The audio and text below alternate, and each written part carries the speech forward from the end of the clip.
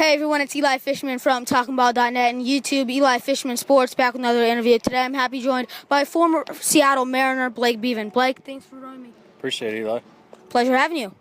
Thanks to your upper 90s fastball and consistent shutout performances, you were drafted in the first round, 17th overall by the Texas Rangers, straight out of high school. Can you tell me what it was like to get drafted so high and how it felt to hear your name called? I think it was the best experience and most humbling moment for me growing up. Just wanted to be a professional athlete my whole life. Like many guys, when you're younger, you go to baseball games and watch your hometown guys, and for me it was the Rangers, and watching some of the guys like Nolan Ryan and John Wetland and some of those guys that pitched with Texas. It was a dream for me to try and accomplish my dream, was getting drafted out of high school, and just had the opportunity when I was a senior in high school, and had scouts and people coming to the games all the time, and ended up getting drafted that year. And hearing your name across a television set for the first time was definitely a blessing in itself. And I thank God every day for opportunity and the gift He gave me to play this game.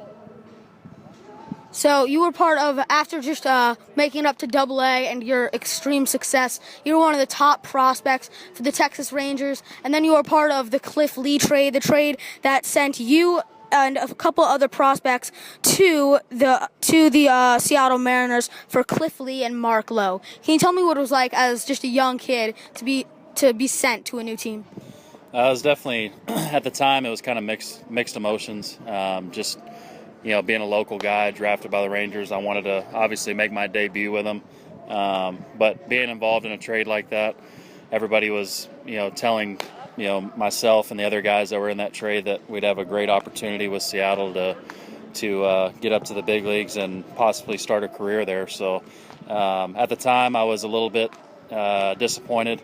But once I got over there and got to know my new teammates, and some of the guys that came over in the trade were with me as well, it made it a little bit easier transition, going from a different organization. So I can't complain. Seattle gave me my opportunity and gave me my start in the big leagues, and it blessed me with 4 seasons over there.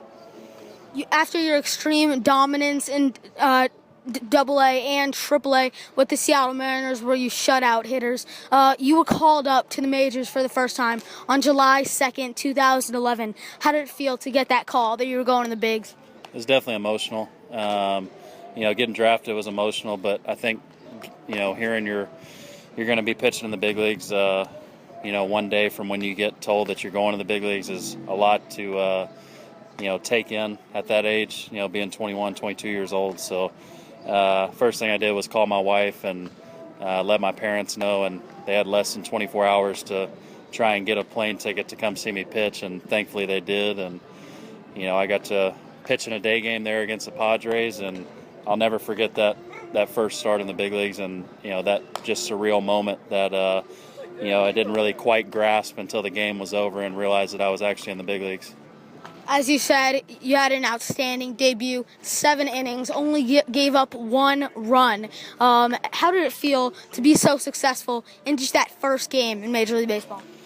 It felt good. I think for the most part, it just kind of took pressure off, being a young guy, just thinking, is my stuff going to play here, and am I good enough to get big league hitters out? And after that outing, it kind of settled in that next day that I can trust my stuff, and I can believe that I have stuff to be here, and that I can pitch here and get guys out. So thankfully, I did have a good debut. I think if it went the other way, it'd be a little bit conflicting to think about, but I was blessed that day. I had a good defense and great catcher calling good signs. So it was just a moment you won't forget, that's for sure. You were able to face some amazing hitters in your 4 years in Major League Baseball. Guys like Big Papi, Jacoby Ellsbury, Mike Trout, Joey Bat, Hideki Matsui, some amazing players. Who was the hardest you faced in your career and the coolest to see step into that batter's box? Big Papi, for sure. There's definitely a handful that gave me hard at bats, but Big Papi and Adrian Beltre were the two that come to my mind. But Big Papi just had a presence. When he stepped in the box, you knew who he was.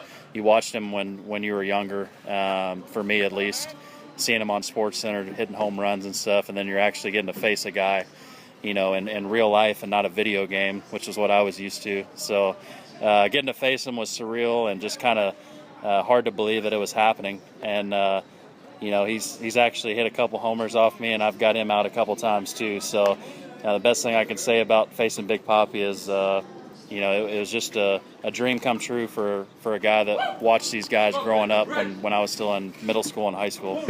As you said, you were blessed enough to pitch parts of 4 seasons in Major League Baseball with the Seattle Mariners. What has been your experience like in Major League Baseball with the Mariners?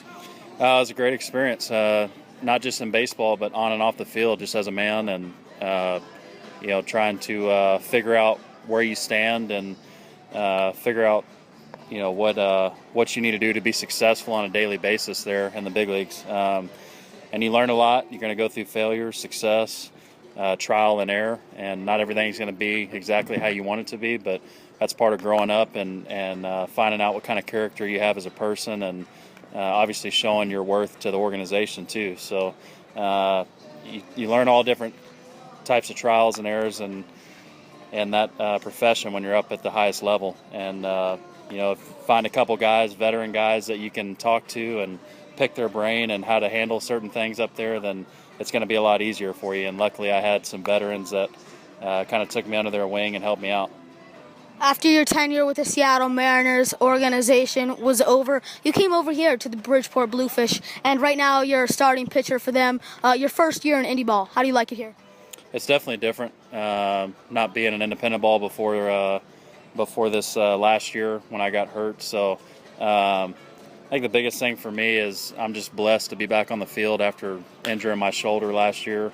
And every day, I just thank God that I get to come out and pitch and play and be like a kid again. That's what we sometimes that's what we forget, is it can be bad, it can be good, and you might not like the situation that you're in, but at the end of the day, you're playing a game that you grew up playing your whole life. And you can thank the man upstairs for giving you that talent and ability to do it. And for us, it's just a chance to show our skills and what we've been blessed with, to give the fans a good show. And it's a good opportunity for guys to get their career back in line. All right, thanks so much, Blake. I'm Eli Fishman here with Blake Beavan, out.